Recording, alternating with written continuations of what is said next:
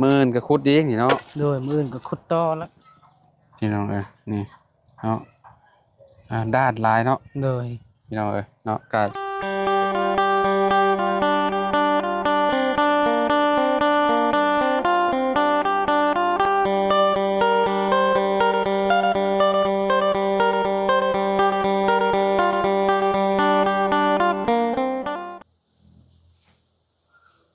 เอาพี่น้องเอ้ยเนาะมาพบมาพ้อกัน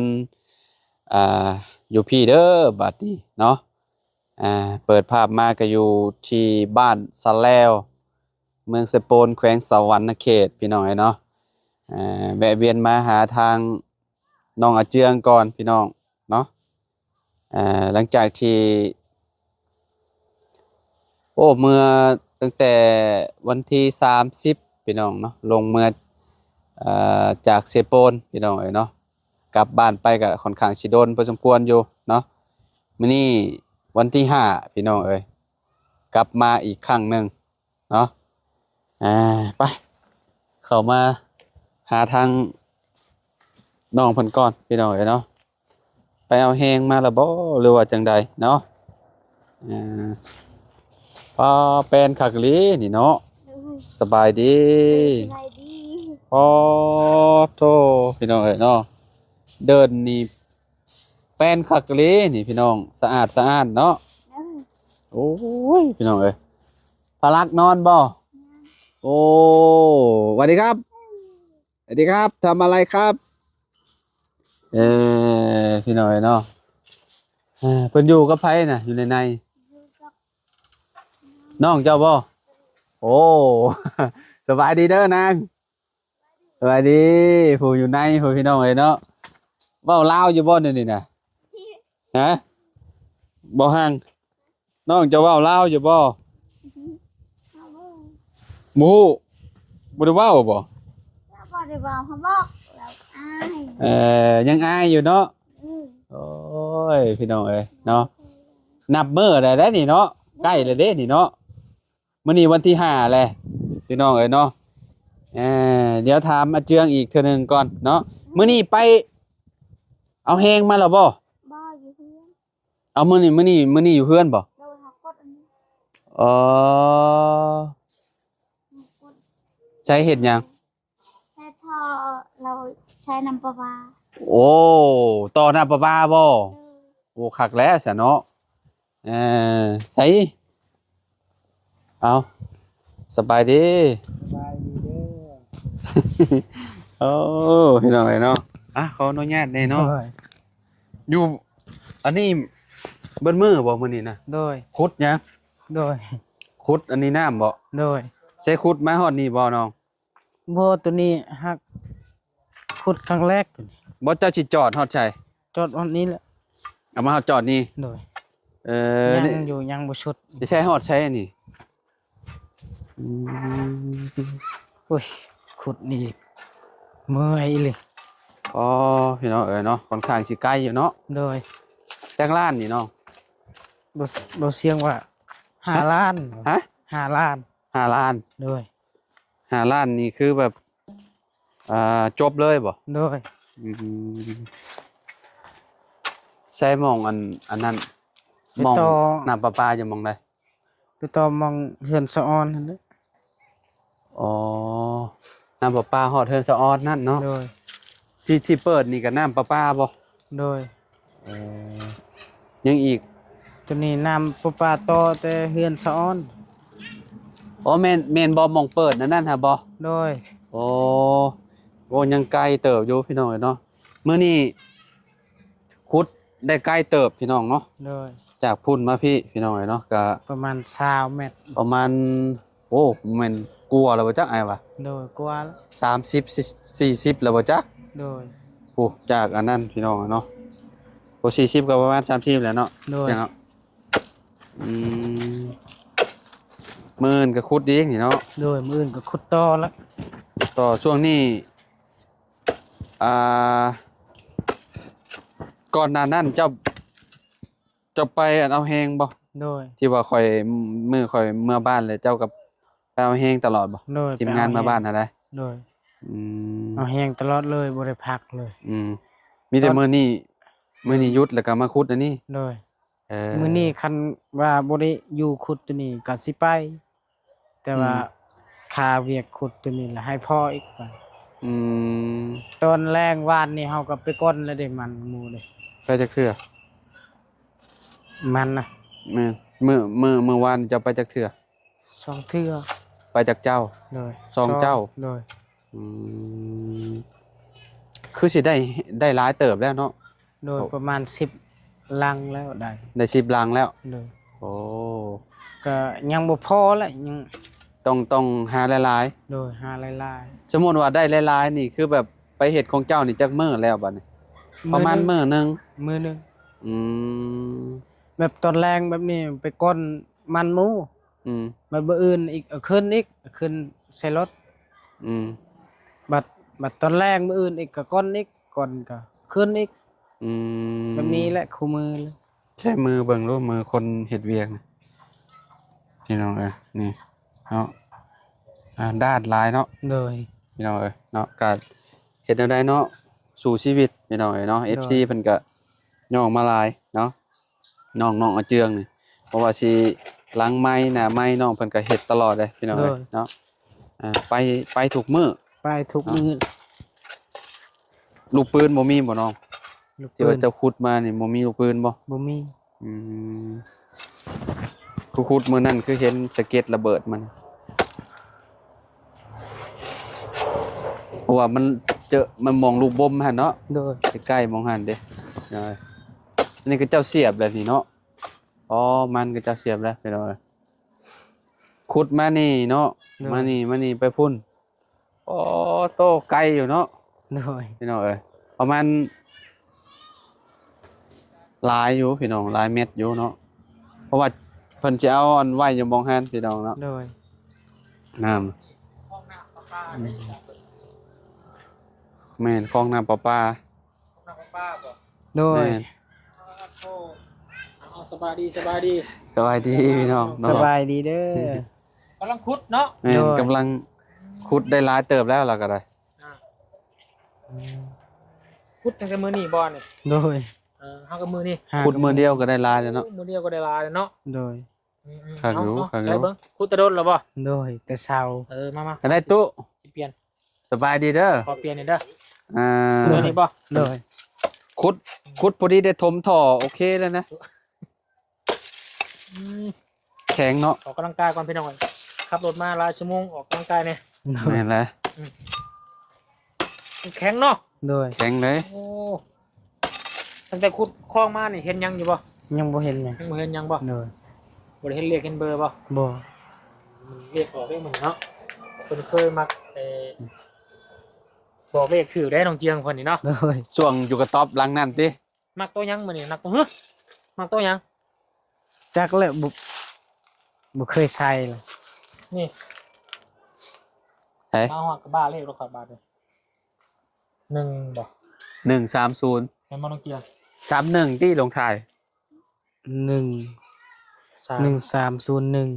1301บอกว่ามันสิออกเลขปลายอีกเนาะ หวยลาวเด้มื้อนี้ ข น่ะ องลาวเนาะ บ่แน่ได้31อาจสิออกก็ได้เด้มื้อนี้น่ะ อืมแม่งมาจักเนาะ โดย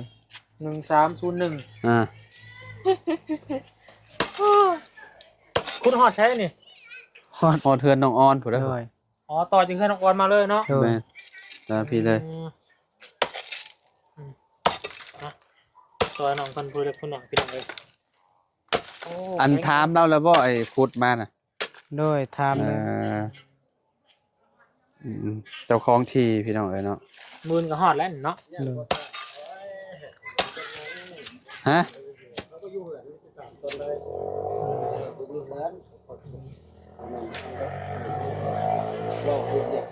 อืมแต่ว่าให้ขุดมาอยู่เนาะ ได้อยู่บ่ ได้อยู่บ่ ได้แต่วิทย์แต่ว่า อืม มื้อหน้าคันนี้มีแนวสิเฮ็ดนี่ค่อยนั่นครับ ง่ายๆบ่บันทึกบ่เฮ็ดอันนี้ให้นั่นนะบ่เพื่อซื้อ อืม ต้องได้ง่ายอีก อนาคต สมมุติว่าง่ายแต่เพื่อย้ายเป็นง่ายบ่ซื้อสมมุติว่า อนาคตเพื่อว่าเราปลูกนั่นปลูกนี่ แต่เราย้ายเอง อืม เห็นบ่เฮาให้ปลูกบอนใหม่อีกสมมุติว่า มันจะมีแนวเฮ็ดเด้ ยันอนาคตบ่แน่ได้บางทีลูกเต้าลาวเฮ็ดเทือนเฮ็ดชาตินั่นแหละ เกิดบอลในตั้งเสาเดือนเท่ายังเนาะ มันจะทีนั้นว่าโอ้เจ้าเฮ็ดเจ้าต้องได้ย้ายให้ค่อยได้กุดทุ่มให้ก่อนบ่แม่นได้เด้อบ่เอาได้ ต้อง เออ คือว่าแล้วฮอดอันนั้นขุดเองนั่นแหละคือว่า เอาเพื่ออนาคตดีแล้ว เพื่อไว้ เกี่ยวความเพิ่นจะตั้งเงินตั้งยังก็ย่าให้เพิ่นเด้อน้องหลาเด้อ โดย ตอนนี้เพิ่นก็ให้เฮ็ดก่อนเนาะขอน้ำเพิ่นนั่นแหละสัญญาเพิ่นจะตั้งเงินตั้งซ่านหรือว่าจะเฮ็ดให้นี่ก็ย่าให้เอานะเนาะบ่แม่นว่าจะให้ทั้งเจ้าของ มันย่าให้บ่แม่นได้เฮาผู้เฮ็ดแล้วย่าให้เพิ่น มันว่างบ่ถึกบอลก็แล้วไป แม่นก็แน่ว่าเวลาเฮาปลูกเฮือนสมมุติว่าสิปลูกมุมนี้ซะเนาะก็บ่ได้ง่ายก็อันนั้น บ่ถึกก็แล้วไป บ่ถือก็แล้วไป เราก็ใจดีอยู่ดอกพี่น้องเอ้ยเนาะ โดย ผู้ว่าเพิ่นซื้อดินชื่อแล้วบ่บ่ ยัง ยังอยู่เนาะต้องมาบุญแจ้งเรื่องดินบ่ โดย เพิ่นผู้ใหญ่จะดีไปซื้อดินออกให้อีกบ่ โดย อืม ในราคาเท่าใดบัดยังบ่ฮู้บ่ยังบ่ได้แทกกันบ่ ยังแต่ เพิ่มออกมามองได้มองทางใด ประมาณมื้อนึงแล้วก็สิ 10,000 บาท ประมาณ10,000 บาทเนาะ โอ้ บ่รู้ว่าทางอ้ายบ่สิแบ่งให้เท่าใดเนาะ สิต่อให้อีก8ปีเนาะ12ปีเนาะก็เป็นปี16คูณ16เลยแหละ 16คูณ16เนาะ นะอันยาวก็16แล้ว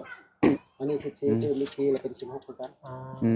ฟังเติมให้อีก4คูณ4นะเพิ่มให้เนาะ เพิ่นบอกมามัน4เมตรบ่ แม่น เพิ่มให้อีก4เมตรบ่อ๋อ เพิ่ม แต่ว่าย าวนี่ ยาวออกมาพี่ซีเนาะ แต่ว่า บอลแดนเก่าเนาะมานี่4เมตร ความกว้างนะนี่กว้างมาพี่4เมตร ซ้ำเก่าเลย ซ้ำเก่า ซ้ำเก่ากับหมู่มันเออ แต่ว่าถ้าเราตกลงกันเนาะยังบ่ได้บอกกับเพิ่นเนาะบ่บุญเนาะที่เพิ่นว่าสิซื้อนํเนาะ อืมโอ้ก็ได้กว้างอยู่เด้ซะเนาะโอ้เพิ่มออกมา ดินเก่าเท่าใดก็ดินเก่าเพิ่นขายให้เพิ่น ใช่ชาวละ ชาวล่าง 12เมตรคูณ16 12คูณ 12คูณ16 อันนี้ออกทาง12เนี่ยขึ้น16คือกัน อืม ไว้ไง16คูณ4 อืม เนาะยาวคูณนี่ยาวคูณนี่16เนาะ งานเป็นคูณ พี่นี่4 16 16คูณ4เนาะแม่นบ่อ้ายแม่นบ่ แม่นแหละไปมาพี่ก่อนเจ้าอ่า เดี๋ยวเพิ่นอธิบายกับเพิ่นเพราะว่าเห็นทั้งผู้ใหญ่ทั้งว่าผู้มันป่า อืม ก็จะเสริมออกมาให้อีกเนาะ ถ้าละมันขึ้นมาก็ออกมาเนี่ยก็เป็นมันที่เลี้ยง ฮอดอ๋อฮอดต่อไม้นี่บ่มันต้องคือว่าแล้วก็ต้องวัดเบิ่งอันนี้ลักแดนแม่นบ่แม่นบ่ลักแดนบ่นี่อ๋อแสดงว่าเจ้าต้องเพิ่มหมอพี่บ่ พูดหน่อย16ไปแล้ว แต่ จากหมองนี่บัด ลงไปพี่ ต่ออีก4เมตร 4เมตร 4เมตรนี่ก็น่าสิโต๊ะหมองต่อไม้นี่แหละเขาว่านี่ ลองเบิ่งเนาะ นี่โยมมาเบิ่งดู 2 3 4นี่ก็เกือบพุ่นแหละก็เกือบต่อไม้แล้วนะ นี่ ข้าวนะเนาะ อืม เบอร์หนึ่งบวก6ล้าน ลงไปพุ่นโอ้ถือว่าโอ้กว้างได้ มันผลิตเป็น16คูณ16เลย อืม ตัวเก่า เพราะว่าตัวเก่า12เนาะ 16คูณ16บัดนี้เนาะ 16คูณ16 จากที่เก่ากว้างๆมานี่10เมตรบ่2 12 เนาะ 12 2ออกไปอีก4พอดี 16 16คูณ16บาทนี่ 16คูณ16 โอ้ ว่าตัวหน้าชาวละเนาะตัวเก่าเนาะอะไรบ้านชาวกันชาวไปละเนาะ จะเอาไปล้านมันเพิ่มมา เดี๋ยวไอ้รวมกับตัวทองเงินมันแล้วบ่ยังบ่ อืม พูดแต่ว่าไอ้ขายเนาะแต่ว่ายังบ่ว่าขายเนาะ อาเจืองก็สามารถแบบปลูกผักปลูกหยังได้เลยโดย แถวนี้เนาะแบบว่าอนาคตจะมีน้ำมีหยังเนาะ โดย เนี่ยปลูกพังปลูกหยังแหละปลูกผักปลูกหญ้าในหม่องนี้ได้เฮ็ดแอมไปหันปึ๊บมานี่หน้าบ้าน เดี๋ยวจะให้ทางบุญเพิ่นมารุ่นเพิ่นเองเขาว่า หรือว่าล้างตัวนั้นก็ได้เนาะว่าแบบบัดซื้อที่ซื้อทางแล้วเพิ่นจะปลูกผักปลูกหญ้า ไปหันเนาะ 4เมตรในราคา10,000 บาท อืม แต่ว่าเรื่องอันนี้ก็อ้ายเพิ่นกลัวเพื่อในอนาคตเนาะ มี ที่ ตลอ น้อง ด เกียงมันขุดคลองไปนี่ อื ก็ ม ในภายภาคนะลูกหลานหรือว่า ปลูกเฮือนปลูกชาติ ทางครอบครัวเพิ่นจะเฮ็ดให้นี่ว่ามันอย่ามันสืบทอน้ำแตกอะง่ายเพิ่นเอา อืม สื่อทองเอาเพิ่มแล้วผงเอา คือว่าแล้วคันว่าปลูกเฮือนปลูกหยังก็ บ่เฮ็ดหยังกันแล้วไปนะ ต่อ เอาเพื่อไว้ชื่อ เนาะ ว่าเพื่อเมียนนั่นแหละคือว่าแหละลูกเจ้าจะคนก็6คน ใช่มีแต่สี่ ชายสี่ หนึ่งมีสอง โอ้อนาคตเพิ่น ชายสี่ อนาคตเพิ่นก็ต้องมาอยู่พี่เนาะ ชาย ผู้ชายต้องมาอยู่พี่อยู่แล้ว พอเนาะ แม่นสิเต็มคืออยู่แถวนี้แหละที่เจ้าฮอดใช่ก็ที่เจ้าน่ะฮอดพุ่นบ่ขึ้นไปพุ่นค่ะ มือนี้ ขายต้นมงมี่นี่ แม่นบักนัดนี่เด้ อ๋อมองปลูกมองนัดนี่บ่ แม่น เอาไปพุ่นเนาะไปซั่นเนาะอืม ไปมือนี้ จวดขึ้นเป็นต้นมงมี่นั่นเนาะ อืม ฝั่งนั่นก็อันน่ะ ขาลักหัว ขา พอดมัน ขาละควมมันก็เจ้าผ่อนมันหั่นเนาะ ขา ไปหั่นเนาะพี่น้องเอ้ย เพื่อนน่ะมาขานั่นแหละ อืมเพราะว่าหลังนั่นก็เป็นของอาซอนพี่น้อยเนาะของน้องช้อนเพิ่นเนาะดินฝั่งนั่นก็เป็นของกระเจ้าอีกฝั่งนั่นก็แล้วเนาะหลายเจ้าเด้พี่น้องเอ้ยจะต่อติดกันหั่นน่ะอนาคตนี่ก็นี่แหละเฮือนน่าสิเต็มหมดแหละแถวนี้เนาะคิดว่า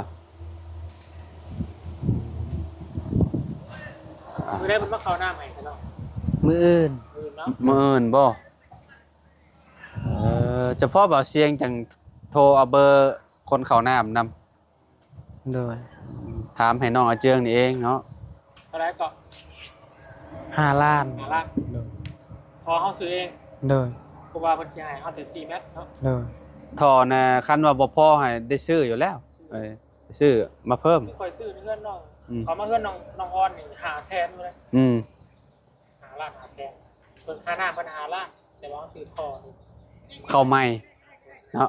เพิ่นไว้ง่ายเพิ่นเอาให้เฮาในราคา5ล้านได้4เมตร อืม หรือว่า8เมตรหรือจืดๆบ่ได้ 8ก็คิดว่า8เพราะว่าค่อยเคยถามเราอยู่ อย่าง8เมตร บ่8ก็4แต่คือเจ้าเว้าแหละ เจียวนี่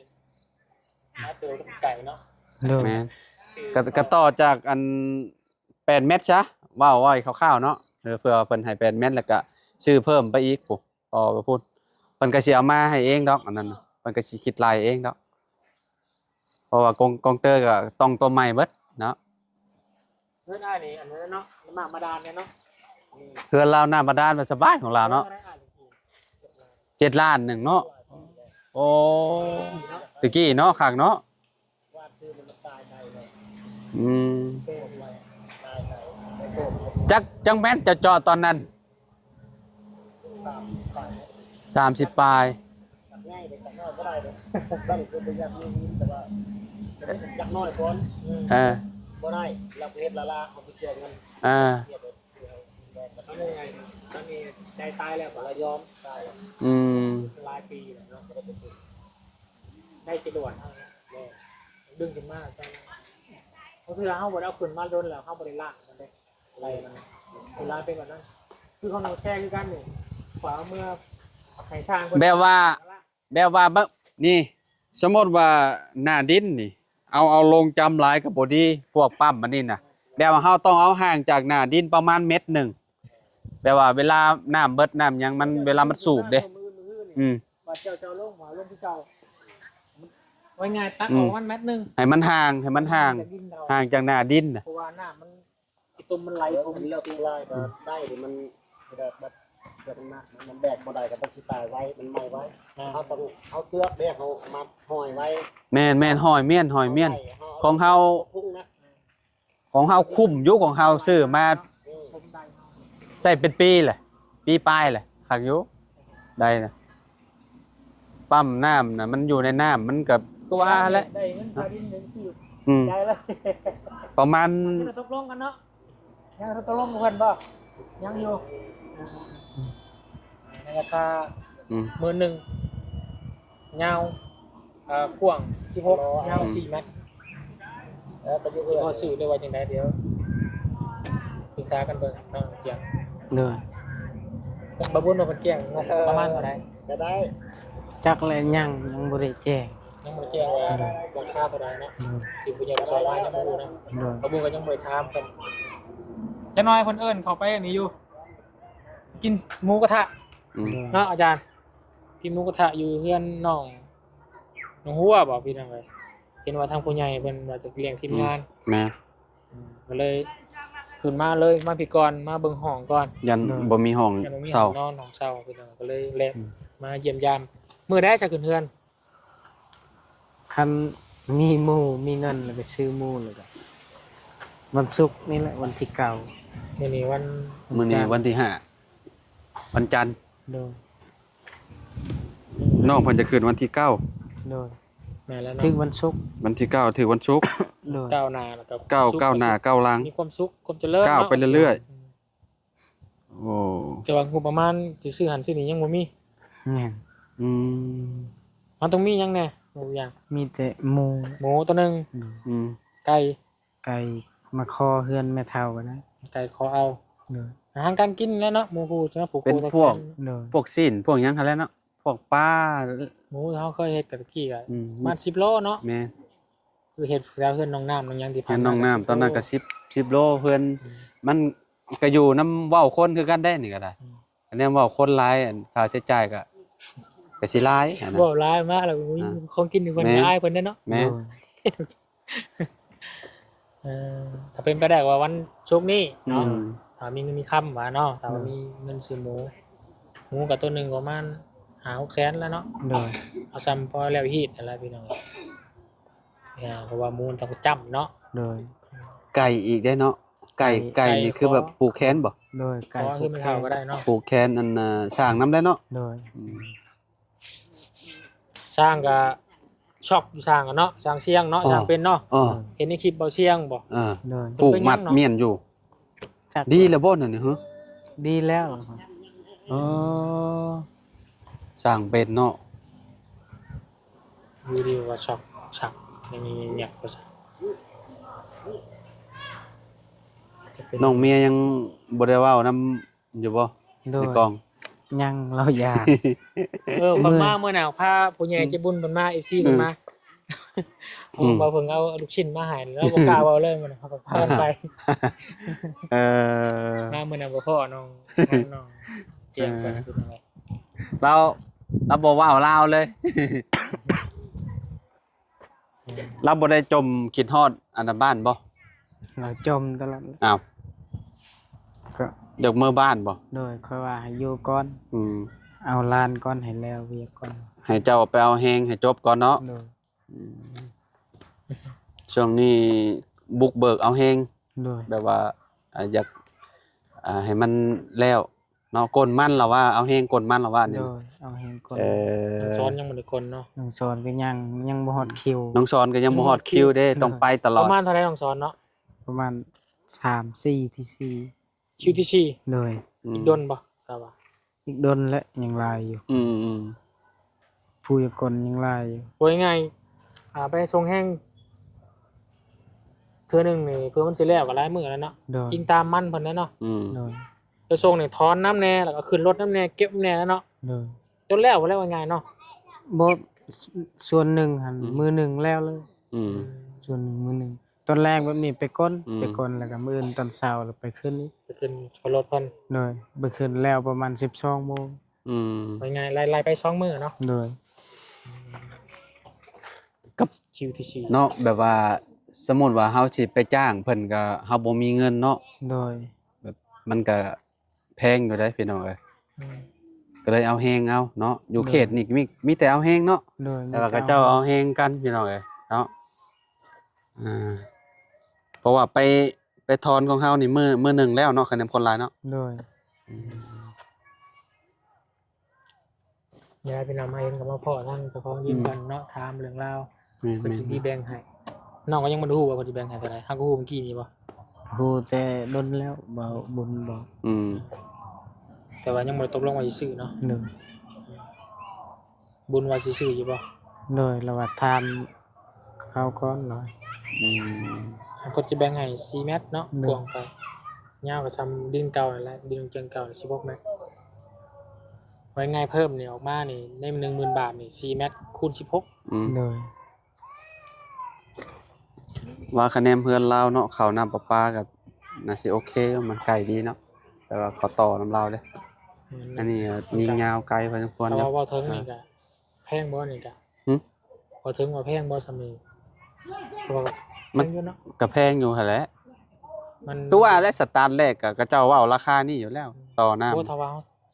รวมด้วยตะกี้ก็สิได้ถือกว่านี้อยู่เนาะ โดย โอมอันดินนี่บ่แม่นแล้ว เอา4คูณ16 6ล้าน 4เมตรนี่มันก็บ่ได้กว้างปานนั้นเนาะก็จักหานี่ได้บ่เนาะความกว้างเนาะ หาอะไรบ่ หาคูณ16บัดนี้เนาะ โดย บ่ได้กลัวมันได้ แบบว่านี่นะค่อยว่า5เมตรนี่มันสิตกอยู่มองหั่นน่ะเด้มองต่อไม้นะ ลองขอนํกันเนาะ อืม ให้พี่น้องกันอยู่บ่รู้ว่าจังได๋ โดยพี่น้องกัน อืม พี่น้องทั้งพ่อบ่ แม่น อืม พี่น้องแบบใกล้ๆกัน ลองเบิ่งเนาะ เอากระทารุ่นน้ำกัดเนาะ บ่คันคออีกขอ5เม็ดเราให้อยู่ คอน้ำเล้าวแหละ โดย แล้วแต่ เพิ่มไปอีกหน้อยนึง อยากให้ทั้งบ่วุ่นเพิ่นมาล้มอีกเทื่อนึง โดย ว่าปัดมือซื้อพุ่นแหละขอ เพราะว่ามุมนี้เนาะ ใกล้ๆจะ ออ บ่ ก ได้หา สมมุติว่าหานี่ออกไปฮอดฮัด ทำอะไรเบิ่งแล้วแบบครั้งนี้ 6ล้าน